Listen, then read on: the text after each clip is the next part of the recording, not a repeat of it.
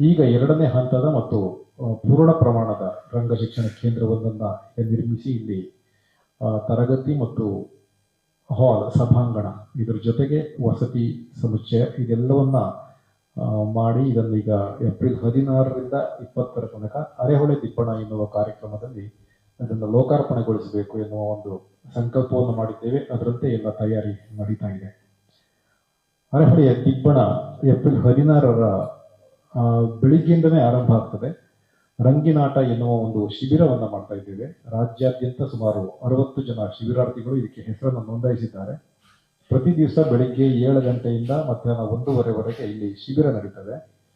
ಅದು ವಸತಿ ಸಹಿತ ಶಿಬಿರ. ಆ ಎಲ್ಲ ಶಿಬಿರಾರ್ಥಿಗಳು ಇಲ್ಲೇ ಉಳಿದುಕೊಳ್ಳಿಕ್ಕಿದ್ದಾರೆ.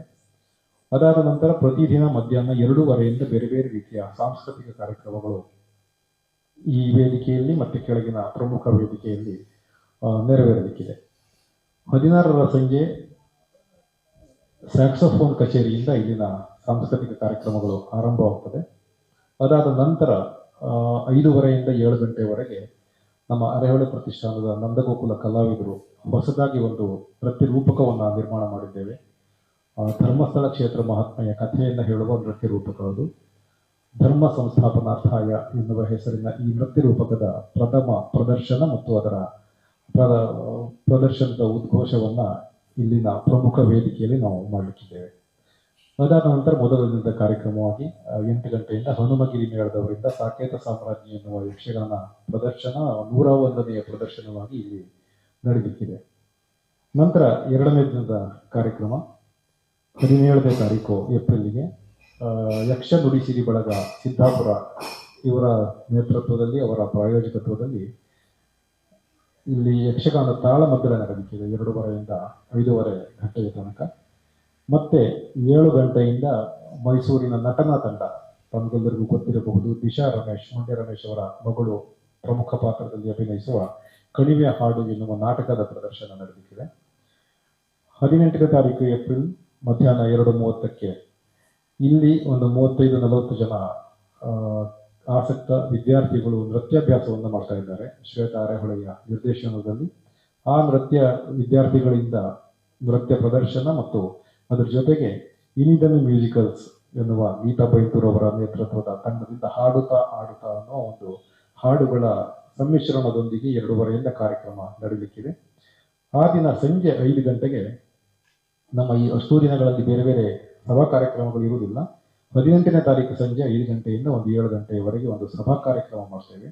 ಅರೆಹೊಳೆ ಪ್ರತಿಷ್ಠಾನದಿಂದ 2011 ಮತ್ತು 12ರಲ್ಲಿ ನಿರಂತರವಾಗಿ ಅರೆಹೊಳೆ ದಿಬ್ಬಣ ಆಯೋಜಿಸಿದಾಗ ದಿಬ್ಬಣ ಪುರಸ್ಕಾರ ಅಂತ ಊರಿನಲ್ಲಿರುವ ಸಾಧಕರನ್ನ ಗುರುತಿಸಿ ಗೌರವಿಸುವ ಒಂದು ಕಾರ್ಯಕ್ರಮವನ್ನು ನಾವು ಮಾಡ್ತಾ ಇದ್ದೆವು. ಅಂತಹ ಒಂದು ದಿಬ್ಬಣ ಪುರಸ್ಕಾರವನ್ನ ಈ ಸಲ ಕಳೆದ 3 ವರ್ಷಗಳಿಗೆ ಒಬ್ಬೊಬ್ಬರಿಗೆ ಅನ್ನುವ ಹಾಗೆ ನಾವು ನೀಡ್ತಾ ಇದ್ದೇವೆ. ಆಕಳಬೈಲಿನ ಮಂಜು ದೇವಾಡಿಗ ಅನ್ನುವ ಸ್ಯಾಕ್ಸೋಫೋನ್ ವಾದಕರು ಮತ್ತೆ ಮಹಾಬಲೇಶ್ವರ ರೈ ಅಂತ ಕಾಸರಗೋಡು ಅವರು ಹಿರಿಯ ಯಕ್ಷಗಾನ ಕಲಾವಿದರು ಮತ್ತು ಅದಕ್ಕಿಂತ ಮುಖ್ಯವಾಗಿ ಶನೀಶ್ವರ ಕಥೆಯನ್ನ ಹೇಳುವುದರಲ್ಲಿ ಈ ಕಡೆ ಪ್ರಸಿದ್ಧರಾದವರು ಅವರಿಗೆ ಮತ್ತು ಇಲ್ಲಿ ಈ ಹಳ್ಳಿಯಲ್ಲಿ ಅನೇಕರ ಮನೆಯಲ್ಲಿ ಸೂಲಗಿತ್ತಿಯಾಗಿ ಕಾರ್ಯನಿರ್ವಹಿಸಿದ ಹಿರಿಯ ಚೇತನ ತುಂಗ ದೇವಾಡಿಗ ಅಂತ ಈ 3 ಜನರಿಗೆ ಇಲ್ಲಿ ನಾವು ಅರೆಹೊಳೆ ದಿಬ್ಬಣ ಪುರಸ್ಕಾರವನ್ನು ಆ ದಿವಸ ಪ್ರದಾನಿಸಲಿಕ್ಕಿದ್ದೇವೆ.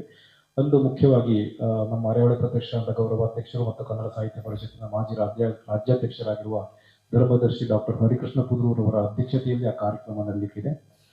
ಗುರುರಾಜ್ ಗಂಟೆಹೊಳೆಯವರು ಬೈಂದೂರು ಕ್ಷೇತ್ರದ ಶಾಸಕರು ಬರುವ ಮಾತಾಡಿದ್ದಾರೆ. ಅದರ ಇನ್ವಿಟೇಷನ್ ಇನ್ನೊಂದು 2-3 ದಿವಸದಲ್ಲಿ ಬಿಡುಗಡೆ ಆಗಲಿಕ್ಕಿದೆ. ಮತ್ತೆ ಅನೇಕ ಗಣ್ಯರು ಆ ದಿವಸ ನಮ್ಮ ಈ ವೇದಿಕೆಯ ಸಭಾ ಕಾರ್ಯಕ್ರಮದಲ್ಲಿ ನಮ್ಮೊಂದಿಗೆ ಬರಲಿಕ್ಕಿದ್ದಾರೆ. ಇದರ ಜೊತೆಗೆ ಆ ಸಭಾ ಕಾರ್ಯಕ್ರಮದ ನಂತರ 7:15ಕ್ಕೆ ಸರಿಯಾಗಿ ಅಂತಾರಾಷ್ಟ್ರೀಯ ಮಟ್ಟದ ಅತ್ಯಂತ ಉತ್ತಮವಾದ ಒಂದು ನೃತ್ಯ ತಂಡ ಆಯಣ ಡಾನ್ಸ್ ಕಂಪನಿ ಅಂತ ಬೆಂಗಳೂರಿನವರು ಅವರಿಂದ ಧ್ರುವ ಅನ್ನುವ ಒಂದು ನೃತ್ಯ ರೂಪಕ ನಡೆಯಲಿಕ್ಕಿದೆ. ಅದೊಂದು ವಿಶೇಷ ಕಾರ್ಯಕ್ರಮ ಈ ವೇದಿಕೆಯಲ್ಲಿ ಮುಖ್ಯ ವೇದಿಕೆಯಲ್ಲಿ ನಡೆಯಲಿಕ್ಕಿದೆ. ಅದಾದ ನಂತರ 19ನೇ ತಾರೀಕು ಏಪ್ರಿಲ್ ಭಾನುವಾರ ಮಧ್ಯಾಹ್ನ 2:30ರಿಂದ ರಾಜ್ಯ ಮಟ್ಟದ ಒಂದು ನೃತ್ಯ ಸ್ಪರ್ಧೆಯನ್ನು ಆಯೋಜಿಸಿದ್ದೇವೆ. ಸುಮಾರು 12 ತಂಡಗಳು ಆ ದಿವಸ ನೃತ್ಯ ಸ್ಪರ್ಧೆಯಲ್ಲಿ ಭಾಗವಹಿಸಲಿಕ್ಕಿವೆ. ನೂಪುರಂಗಳ್ ಎನ್ನುವ ಹೆಸರಲ್ಲಿ ಈ ನೃತ್ಯ ಸ್ಪರ್ಧೆ ನಡೆಯಲಿಕ್ಕಿದೆ. ಸಂಜೆ 6:45ಕ್ಕೆ ವಿದ್ಯಾಶ್ರೀ ರಾಧಾಕೃಷ್ಣ ಮಂಗಳೂರಿನ ನೃತ್ಯ ಗುರು ಅವರಿಂದ ಜ್ವಾಲಾಮುಖಿ ಅಂಬೆ ಎನ್ನುವ ಒಂದು ನೃತ್ಯ ರೂಪಕ ಸಹ ಈ ವೇದಿಕೆಯಲ್ಲಿ ಪ್ರದರ್ಶನಗೊಳ್ಳಲಿಕ್ಕಿದೆ. ಆ ನೃತ್ಯ ರೂಪಕ ಪ್ರದರ್ಶನದ ನಂತರ ನೃತ್ಯ ಸ್ಪರ್ಧೆಯ ವಿಜೇತರಿಗೆ ಬಹುಮಾನವನ್ನು ಘೋಷಿಸಲಿಕ್ಕಿದ್ದೇವೆ. ಈ ನೃತ್ಯ ಸ್ಪರ್ಧೆಯನ್ನು ನೂಪುರಂಗಳನ್ನು ಗೋವಿಂದ ಬಾಬು ಪೂಜಾರಿ ಅವರು ಪ್ರಾಯೋಜಿಸ್ತಾ ಇದ್ದಾರೆ. ಅವರೇ ಅಲ್ಲಿನ ಪ್ರಶಸ್ತಿ ಪ್ರದಾನ ಸಮಾರಂಭದಲ್ಲಿ ಮುಖ್ಯ ಅತಿಥಿಯಾಗಿ ನಮ್ಮೊಂದಿಗೆ ಸೇರಿಕೊಳ್ಳುತ್ತಿದ್ದಾರೆ. ಇದಾದ ನಂತರ ಏಪ್ರಿಲ್ 20 ಕೊನೆಯ ದಿನ.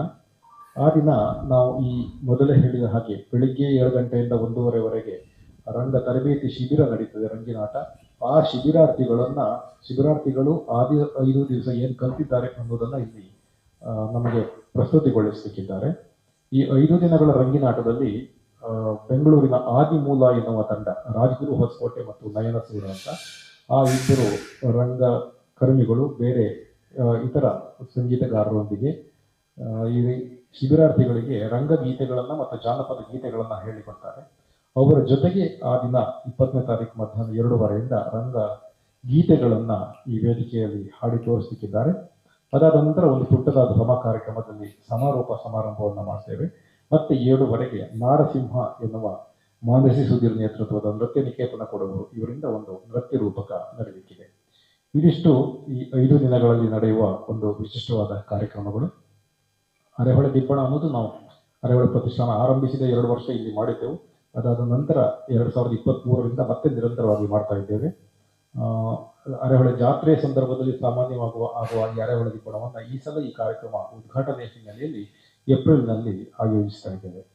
ಇದಿಷ್ಟು ಏಪ್ರಿಲ್ 16ರಿಂದ 20ರ ತನಕ ನಡೆಯುತ್ತಿರುವ ಸಾಂಸ್ಕೃತಿಕ ಕಾರ್ಯಕ್ರಮಗಳಾದ ದಿಬ್ಬಣದ ವಿವರಗಳು. ಬೇರೇನಾದರೂ ಮಾಹಿತಿಗಳು ಬೇಕಿದ್ರೆ ದಯವಿಟ್ಟು ಕೇಳ್ಬೋದು. ಅವರ ಮನೆಯನ್ನ ಸಂಸ್ಥೆಗಾಗಿ ನೀಡಿ ನಿರಂತರವಾಗಿ ಈ ಒಂದು ಕ್ಷೇತ್ರದಲ್ಲಿ ನಿತ್ಯವೂ ಸಹ ಮಕ್ಕಳಿಗೆ ವಿದ್ಯಾದಾನವನ್ನು ಮಾಡ್ತಾ ಇದ್ದಾರೆ. ವಿದ್ಯಾದಾನ ಅಂದರೆ ಶಿಕ್ಷಣದ ವಿದ್ಯಾದಾನಕ್ಕಿಂತ ಸಂಸ್ಕೃತವಂತವಾಗಿರ್ತಕ್ಕಂಥ ವಿದ್ಯಾದಾನಕ್ಕೆ ವಿಶೇಷವಾದ ಆದ್ಯತೆ. ಅಂಥ ಸಂಸ್ಕೃತವಾಗಿರ್ತಕ್ಕಂಥ ವಿದ್ಯಾದಾನವನ್ನು ಈ ಒಂದು ಸ್ಥಳದಲ್ಲಿದೆ.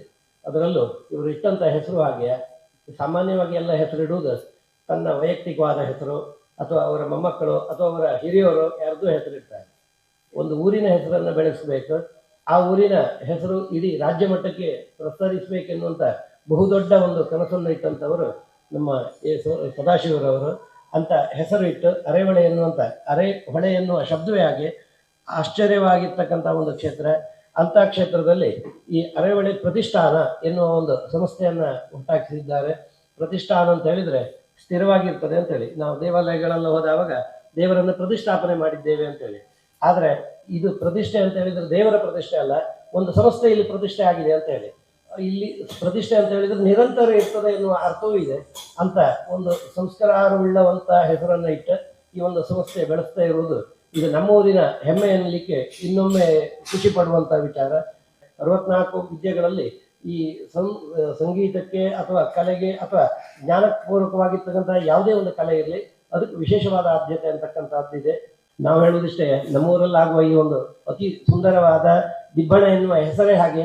ದಿಬ್ಬಣ ಅಂತ ಹೇಳಿದರೆ ಅದಕ್ಕೆ ಐಕ್ಯ ಅಥವಾ ಇಷ್ಟೇ ಅಂತಿಲ್ಲ, ಬಹು ದೊಡ್ಡವಾದ ದಿಬ್ಬಣವನ್ನು ಬೆಳೆಸಬೇಕೆನ್ನುವಂಥ ಉದ್ದೇಶದಿಂದ ಈ ಒಂದು ಇಟ್ಟಂಥ ಕಾರ್ಯಕ್ಕೆ 5 ದಿನಗಳ ಕಾಲ ಈ ಒಂದು ಸಡಗರ ಸಂಭ್ರಮಕ್ಕೆ ಎಲ್ಲ ಊರಿನ ಗಣ್ಯರು ಆದಷ್ಟು ಈ ಒಂದು ಕಾರ್ಯಕ್ರಮಕ್ಕೆ ಬಂದು ಚಂದಗೊಳಿಸುವುದರ ಜೊತೆಗೆ ಇಲ್ಲಿ ಸಂಸ್ಕಾರವಂತವಾಗಿರ್ತಕ್ಕಂಥ ಕಾರ್ಯಕ್ರಮಗಳು ನಿರಂತರ ಆಗಲಿ, ಎಲ್ಲ ಮಕ್ಕಳು ಪ್ರಜ್ವಲಿಸಲಿ, ಈ ಒಂದು ಕ್ಷೇತ್ರ ಇಡೀ ಜಗತ್ತಿಗೆ ತೋರುವ ಹಾಗೆ ದೇವರು ಕರುಣಿಸಲಿ ಅಂತ ಹೇಳಿ ನಮ್ಮ ಆರಾಧ್ಯ ದೇವರನ್ನ ಮನಪೂರ್ವಕವಾಗಿ ಪ್ರಾರ್ಥನೆ ಮಾಡಿ ಅನುಗ್ರಹ ಆಗಲಿ ಅಂತ ಎಲ್ಲ ಒಳ್ಳೊಳ್ಳೆ ಕಾರ್ಯಕ್ರಮಗಳನ್ನು ಆದಷ್ಟು ಒಟ್ಟು ಮಾಡಿ ನಾವು ಈ ವೇದಿಕೆಯಲ್ಲಿ ನಡೆಸೋದ್ರ ಮೂಲಕ ಅವರೆಲ್ಲರೂ ಅದನ್ನು ನೋಡ್ಬೇಕು. ಯಾಕಂದ್ರೆ ನಾವು ಪ್ರತಿ ವಾರ ಇಲ್ಲಿ ಕ್ಲಾಸ್ ಕೊಡ್ತೇವೆ.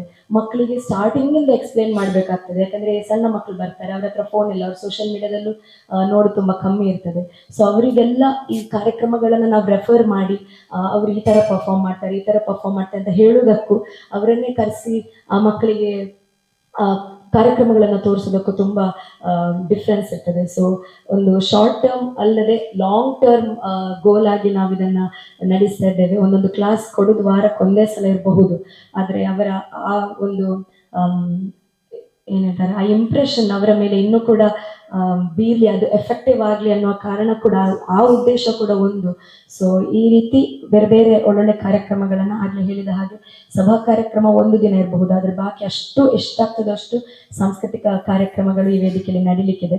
ಅದರ ಜೊತೆ ರಂಗ ಶಿಬಿರ ಕೂಡ ನಡೀಲಿಕ್ಕಿದೆ. ಬೇರೆ ಬೇರೆ ಊರಿನವರು, ಅಷ್ಟು ಮಾತ್ರ ಅಲ್ಲದೆ ಬೇರೆ ಬೇರೆ ಏಜಿನವರು ಕೂಡ ಅದರಲ್ಲಿ ಪಾರ್ಟಿಸಿಪೇಟ್ ಮಾಡ್ಲಿಕ್ಕಿದ್ದಾರೆ. 50-55 ವರ್ಷದವರು ಇಲ್ಲಿ ಪಾರ್ಟಿಸಿಪೇಟ್ ಮಾಡ್ಲಿಕ್ಕಿದ್ದಾರೆ. 10 ವರ್ಷದ ಮಕ್ಕಳು ಕೂಡ ಅದರಲ್ಲಿ ಪಾರ್ಟಿಸಿಪೇಟ್ ಮಾಡ್ಲಿಕ್ಕಿದ್ದಾರೆ. ಊರಿನ ಮಕ್ಕಳು ಸಹ ಪಾರ್ಟಿಸಿಪೇಟ್ ಮಾಡ್ಲಿಕ್ಕಿದ್ದಾರೆ. ಸೊ ಆ ಒಂದು ಗ್ರೂಪ್ ಅಲ್ಲೇ ತುಂಬಾ ಮಿಕ್ಸ್ ಇದೆ. ಮಿಕ್ಸ್ಚರ್ ಆಫ್ ಕಲ್ಚರ್ ಇರಬಹುದು, ಏಜ್ ಇರಬಹುದು, ಬ್ಯಾಕ್ ಗ್ರೌಂಡ್ ಇರಬಹುದು.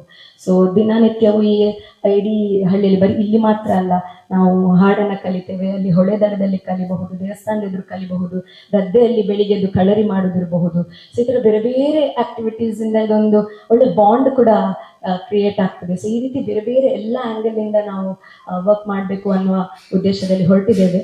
ಸೊ ಇದು ಒಂದು ಪ್ರಾರಂಭ, ಇನ್ನು ಪಯಣ ತುಂಬಾ ದೊಡ್ಡದಾಗಿದೆ. ಅದಕ್ಕೆ ನಿಮ್ಮೆಲ್ಲರ ಸಹಕಾರ ಇರಲಿ, ಹಾಗೆ ನಿಮ್ಮ ಹಿರಿಯರೆಲ್ಲರ, ಗುರುಗಳೆಲ್ಲರ ಆಶೀರ್ವಾದ ಇರಲಿ ಅಂತ ಕೇಳ್ತಾ